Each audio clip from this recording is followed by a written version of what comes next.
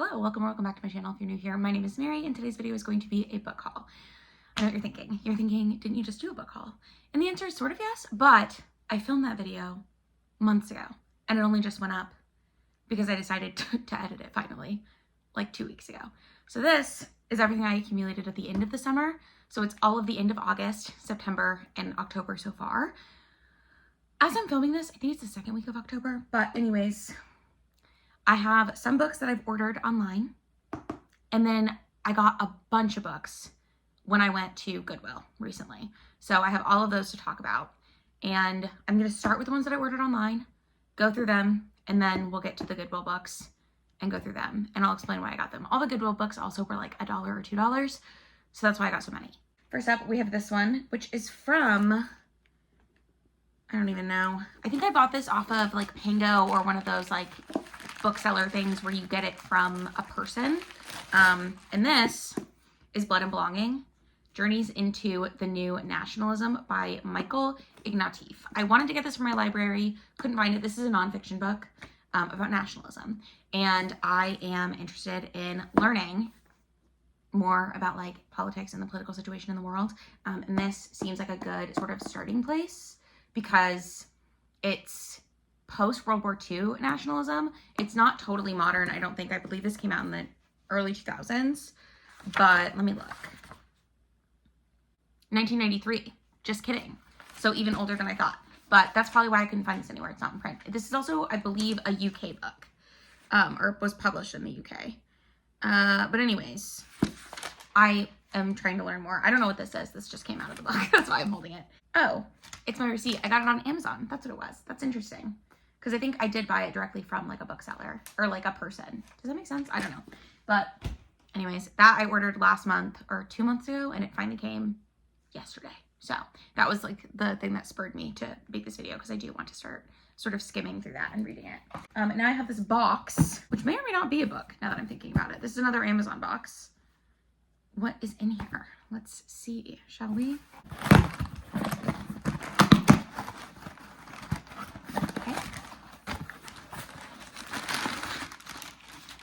Okay, yes, this is a book, and then also I got glue finally for my bullet journal, so I can glue things into it instead of just sticking things down with washi tape.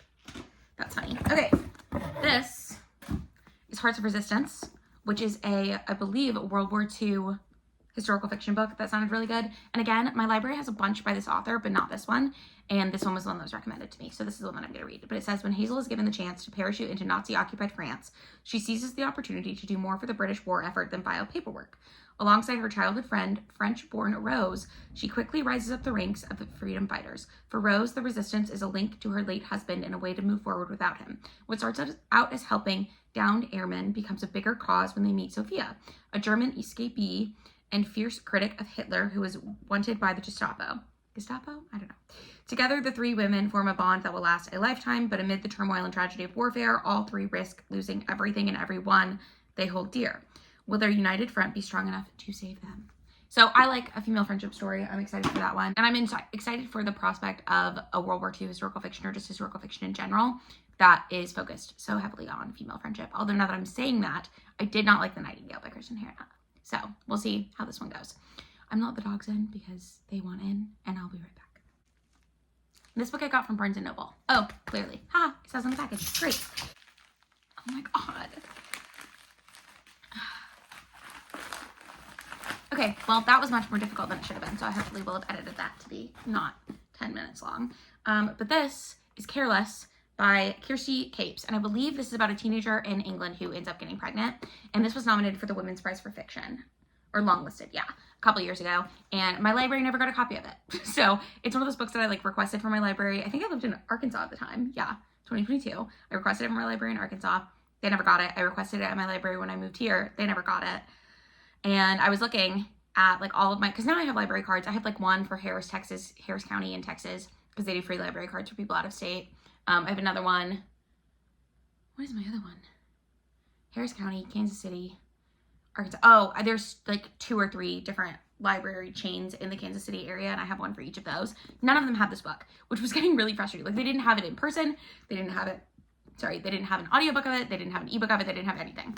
So I was like, you know what? And they have other things by this author. And I don't understand why they wouldn't have this book, because this book was longlisted for the Booker Prize. So I feel like that's, or the Women's Prize, whatever. I feel like that's like kind of a big deal. But regardless, I got it. It sounded interesting. I've been wanting to read it for years, and I'm glad to finally get to it. But it says, at 3:04 p.m. on a hot, sticky day in June, Bess finds out she's pregnant. She could tell her social worker, Henry, but he's useless.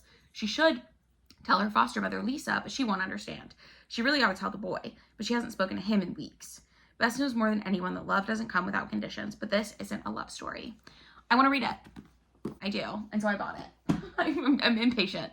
I'm no longer waiting for my library to acquire copies of books that I've been begging them to get for 3 years. I'm over it. Now, I have a stack of books that I got from Goodwill locally, and I'm very excited. The Goodwill that's by our house has, or like closest to our house, I guess. I guess it's not closest to our house anymore because they built a new one. But anyways, it's got like the best book section ever. It's amazing.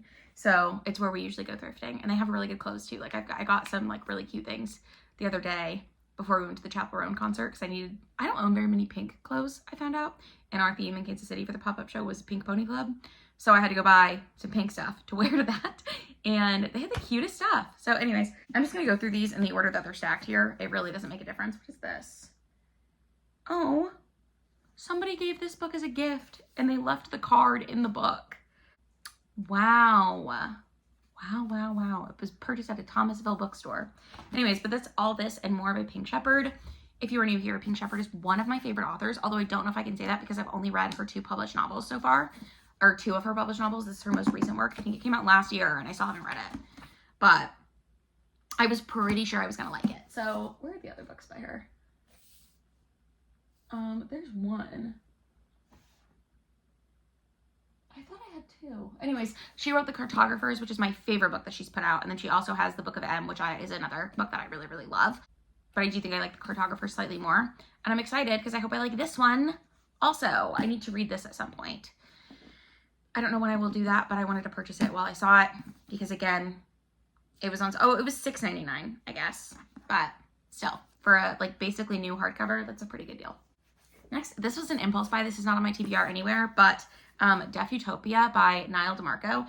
I recently binge watched The Society, and then because of that, I saw Sean Birdie on there. He was doing sign language because he is deaf, and he is also in a couple other things. So one of them is Switched at Birth. So I then binge watched Switched at Birth. He's in Switched at Birth at one point. He's a very minor character, but I saw this and I didn't know that he's like an activist so it says he's an activist, producer, actor, and model. And he's deaf and is from a deaf family. And so I wanted to read his memoir about that. I'm very intrigued. He does have photographs. Oh, a lot of them look like modeling pictures, but then there's some of him like as a little kid. So anyways, I did want to read this. I'm still interested in taking sign language classes or getting a book on sign language. I have not done that yet. I want to do that this semester because the community college near me has a sign language class, but I can't really commit to certain class times with my work schedule. So I would need something that's like online and self-taught. And then also one thing I know about myself is I'm not good at self-taught stuff. So this is kind of a tangent, but I have been seeing on TikTok and YouTube, people doing personal curriculums to like establish a goal. So I think for next semester, I'm going to put it on my personal curriculum to do some sign language stuff. Right now, I'm trying to do NaNoWriMo in November, so my personal curriculum is all about like making sure I'm setting myself up to do that and then finishing the novel by the end of the year. So that's exciting. Anyways, I am doing a personal curriculum. I'll try to link the video that I saw where the girl talks about how she set hers up, and I found it very helpful and used it as like the building block for what I'm going to do for my personal curriculum. But you like pick your courses, and first of all, you pick your goal, and you don't have to do like one big thing. Like mine is to finish this novel by the end of the year. But my courses are on different things. So I have courses on like that are like reading books that are in the genre and subgenre that I'm trying to write in to like learn the story beats. And it's not a secret. Like I'm trying to write a romance novel. So there you go. So I have like subgenres to read from to like get ideas as one of my like courses. I also have a course on like how to outline. So I've got like different books and like resources that I'm going to read and teach myself to outline because I'm trying to outline by the end of October so that I can start writing or drafting, I guess, in November and then finish the first draft by December. Because I think NaNoWriMo's thing is 50,000 words. And I believe it'll be probably like 80 to 90,000 words, my total manuscript. But anyways, that's what I'm doing. If you're doing NaNoWriMo, let me know. I'm excited. I've never done it before. So anyways, then I got The Thursday Murder Club by Richard Osmond. This has a TV show now. Everybody raves about this series. I think it's like older people in a retirement home solving murders, which seems to be, I think this was the first one, but there's like a couple other ones, like Vera Wong, I think, Vera Wong, whatever. She is like an older lady solving murders. There's a couple other ones sort of like this, but I did want to read this. People really like it, and I am interested, so. Another book that I purchased was Deacon King Kong by James McBride. I swear I already own this, but I don't. But this one is another historical fiction book, and it was on the Oprah's Book Club. This got a lot of hype when it came out in 2020. I think 2020, 2019, one of those. And it's supposed to be funny, sharp, and surprising. And it's a story of the shooting of a Brooklyn drug dealer and the people who witnessed it, from James McBride, author of the National Book Award winning The Good Lord Bird, which I've never heard of, surprisingly. So I'm excited to read this. We'll hopefully read it at one point. Another book that did the rounds on Goodreads that I never got around to reading, The Push by Ashley Audrain. I was just excited that this wasn't a Book of the Month copy. I have some Book of the Month copies. I never had Book of the Month. I've always gotten them from like thrift stores. I don't love having those copies. I don't love the like, it's the only thing different is that there's like a sticker on it, like a permanent sticker. I don't love that. But anyways, this was blurbed by Lisa Jewell, Kristen Hanna, Amy Malloy. I think this is kind of like a slow burn mystery historical fiction, is my understanding of it. But it says Blythe Connor is determined that she will be the warm, comforting mother to her new baby, Violet, that she herself never had. But in the thick of motherhood's exhausting early days, Blythe becomes convinced that something is wrong with her daughter. She doesn't behave like most children do. Or is it all in Blythe's head? Her husband, Fox, says she's imagining things. The more Fox dismisses her fears, the more Blythe begins to question her own sanity, and the more we begin to question what Blythe is telling us about her life as well. Okay, so I'm not going to read further than that, but it sounds like it's like a motherhood internal struggle kind of book. Kristen Hanna said it's starkly original and compulsively readable. So we'll see. This is a book that I don't even know if it's technically on my TBR on Goodreads, but I had heard of this before. It's Outlawed by Anna North. I don't know what it's about, but it's set in 1894, and it says, in the year of our Lord, 1894, I became an outlaw. After a year of marriage and no pregnancy in a town where barren women are routinely hanged as witches, 17-year-old Ada's survival depends on leaving behind everything she knows to join the Hole in the Wall gang, a band of outlaws led by a preacher-turned-robber called The Kid. The Kid is determined to create a safe haven for outcast women, no matter the cost. When the gang hatches a plan that may get them killed, Ada must decide whether she's willing to risk her life for the possibility of a new kind of future for them all.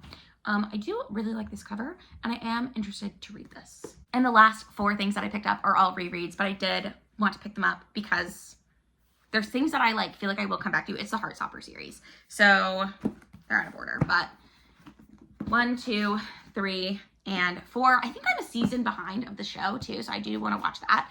But I do have a vlog reading the first 3 or 4 of these, I think, on my channel. And I have now read all, I believe there's 5, but they only had 4 in the store. So I got the first 4. And I just wanted to own these. I love the art style on this. I'm not a big comics or manga girl, but I would be interested in reading more like contemporary because this is contemporary and I really enjoyed it.